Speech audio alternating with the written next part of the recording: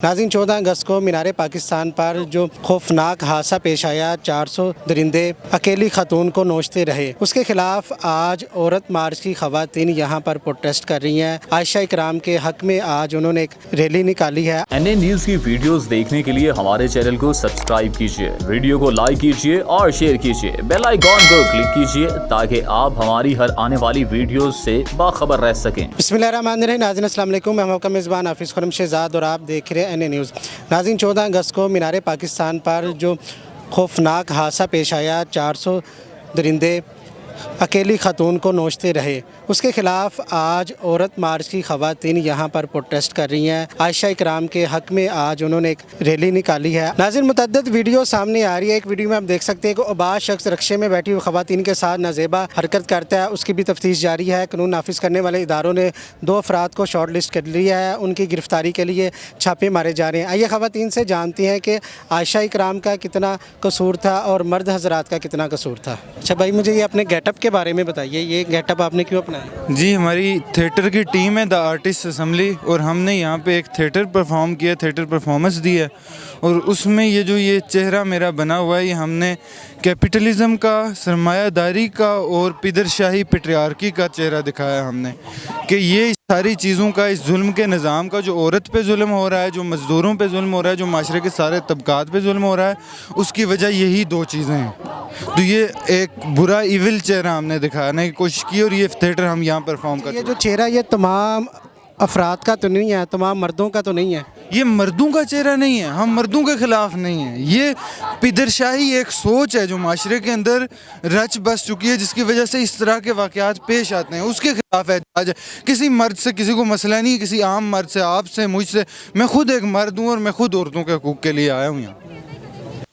आप ये समझती हैं कि उस दिन मर्दों ने ही, आप औरतों के हकूक़ के लिए आए हैं, तो मर्दों ने ही औरत का हकूक़ पामाल किया है? बिल्कुल, मैं ये समझता हूँ कि मर्दों ने, वो सब मर्द नज़र आ रहे थे और उन्होंने औरत का हकूक़ पामाल किया, और मैं ये समझता हूँ कि उसके पीछे मर्दों से ज़्यादा वो सोच है जो पिदरशाही है, पेट्रियार्की है, जिसने मिसोजिनी और पेट्रियार्की, जिसने उन्हें ये मजबूर किया या जिसने उन्हें ये सब कुछ कहने सिखाया। जी मैडम, मुझे बताइएगा, यकीनन आयशा इकराम के हक़ में आज आप एहतजाज कर रही हैं। सोशल मीडिया पर एक नई बहस भी छिड़ी है कि जहां मर्दों का कसूर है वहीं पर 50% आयशा का भी कसूर है, तो आप क्या समझती हैं कि ये 50-50 था? जी, एडवोकेट मोना जावेद, मैं औरतों के लिए आई हूँ, एक आयशा के लिए नहीं आई मैं। एक आयशा एक औरत नहीं थी जो 4 साल की बच्ची के साथ रेप होता है, कब्र में से निकाल के 12 साल की बच्ची के साथ रेप हुआ है। एक औरत के साथ जो हो रहा है, प्रोटेस्ट इसलिए आए हैं कि औरत को हम प्रोटेक्शन दिए जाए, और औरत को प्रोटेक्शन जब भी मिलेगी जब हम औरतें निकलेंगी।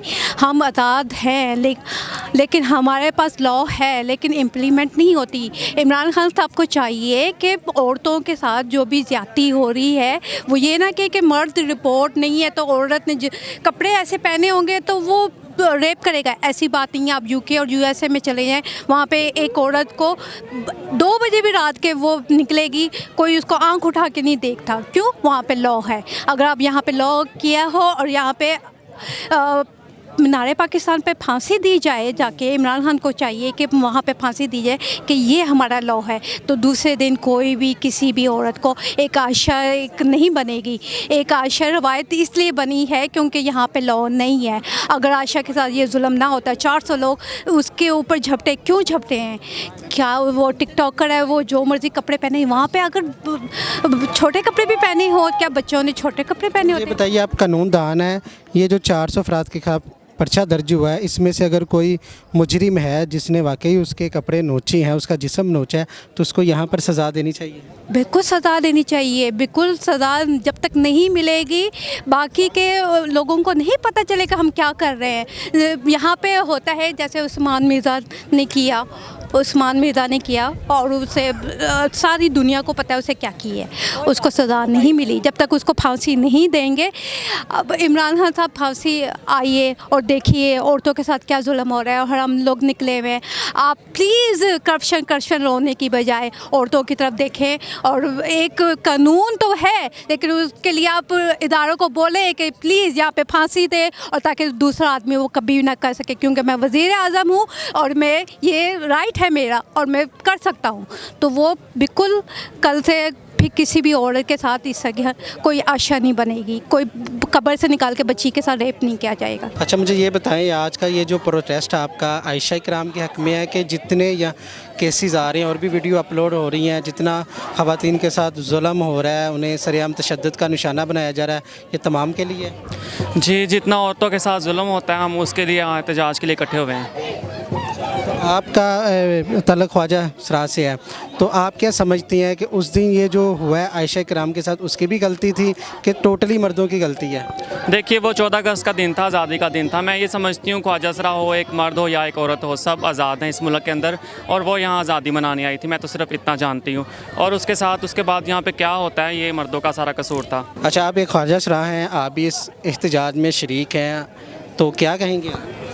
आज यहाँ पे मौजूद होने का मकसद यही है कि देखें औरतों के साथ किस तरह से जुल्म ज़्यादती जबर हो रहा है। तो अगर एक औरत के साथ इस तरह से मसले मसाइल और इतनी चीज़ें हो रही हैं, तो आप ख़ुद सोचें कि एक जो सी ट्रांसजेंडर कम्युनिटी है, ख्वाजा सरा अफराद हैं जो पाकिस्तान में इतनी तादाद में रह रहे हैं, उन लोगों के साथ किस तरह से वो लोग ज़िंदगी अपनी गुजार रहे होंगे, वो किस मुश्किलात से गुजर रहे होंगे, वो किस तरह से जबकि उनके पास कोई रोज़गार नहीं है, कोई उनके पास उस तरह से तालीम नहीं है, तो वो किस तरह से जो उनसी अपनी चीज़ों को वो देख रहे होंगे। ये हुकूमत को इस चीज़ों के ऊपर देखना होगा और बहुत स्ट्रिक्टली मुझे लगता है कि एक्शंस लेने होंगे, सरेआम सज़ाएँ देनी होंगी, ताकि मुआशरे के अंदर हम लोग जो कहते हैं ना तब्दीली, तो वो हमें तब्दीली हमें इस तरह से नज़र भी आए कि हाँ जी ये एक तब्दीली आई है। जो उनसी एक मतलब जब तक ये चीज़ें नहीं होंगी, हमारा माशरा मुझे लगता है कि ये जो इतने सालों में नहीं बदल सका, वो अब आगे भी नहीं बदलेगा। माशरा कैसे बदलेगा? सरेआम सज़ाएँ दी जाएंगी?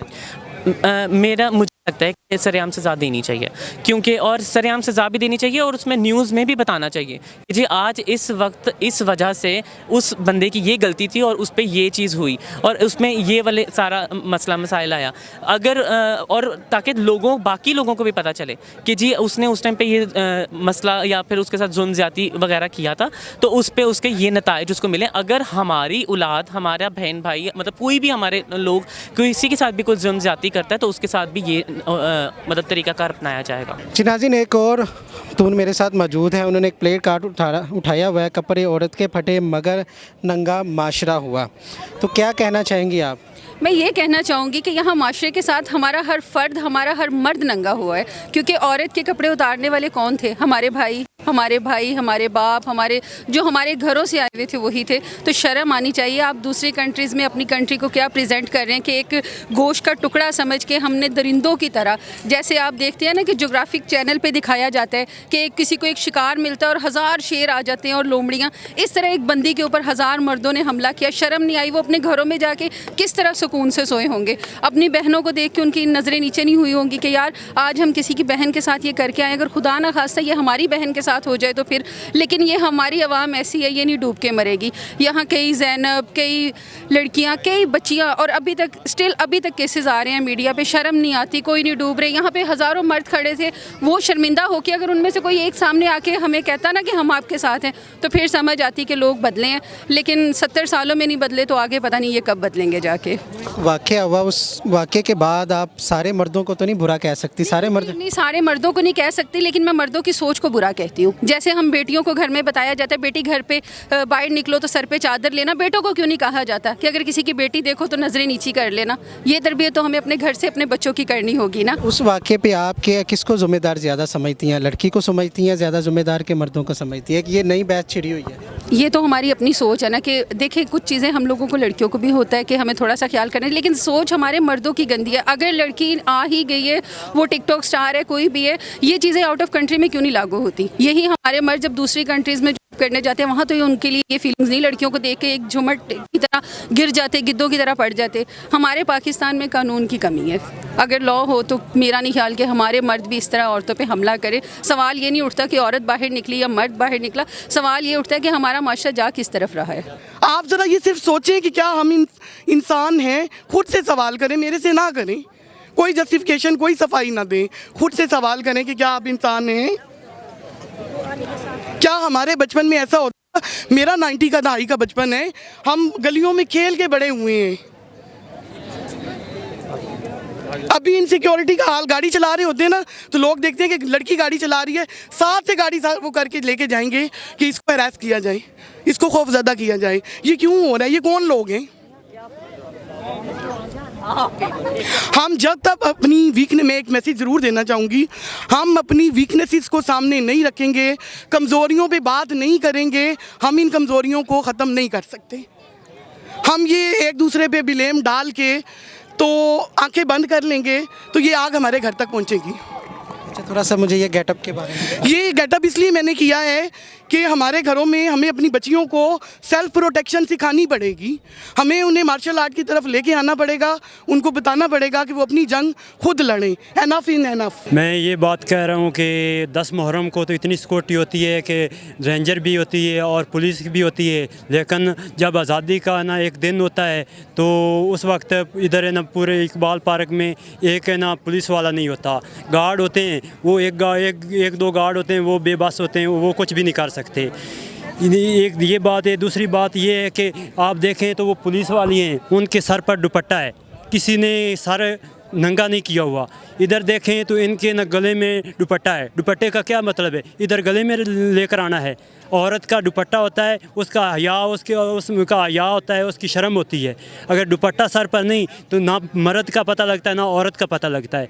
अगर औरत का लिबास ठीक होगा, कहने का मतलब कि औरत लिबास ठीक पहन के आएगी तो इस तरह के वाक़ये नहीं होंगे। औरत लिबास ठीक पहनेगी, हजूर सल्लल्लाहु अलैहि वसल्लम के तौर तरीके पर चलेगी, हज़रत बीबी फातिमा तो ज़ोहरा के ना तरीके पर चलेगी, नमाज़ पढ़ेगी, पर्दा करेगी, तो ना वो इस माशरे में इज़्ज़त पाएगी और कोई मर्द उसके पास भी नहीं जाएगा। औरत मजबूत होगी, चाहे वो जंगल में चली जाए, लेकिन उसका कोई है ना उसके नज़दीक नहीं जाएगा। जी नाज़रीन, आपने ख़वातीन की गुफ्तगू सुनी। उनका यही कहना था कि ये मीनार पाकिस्तान के ऊपर ही जिन्होंने दरिंदगी का निशाना बनाया, इसी जगह पर उन्हें सरेआम सज़ाएँ दी जाएंगी, तो इस तरह के जुर्म का ख़ात्मा हो सकता है। इसी के साथ अपने मेज़बान हाफिज़ खुर्रम शहज़ाद को दीजिएगा इजाज़त। अल्लाह ने के बान।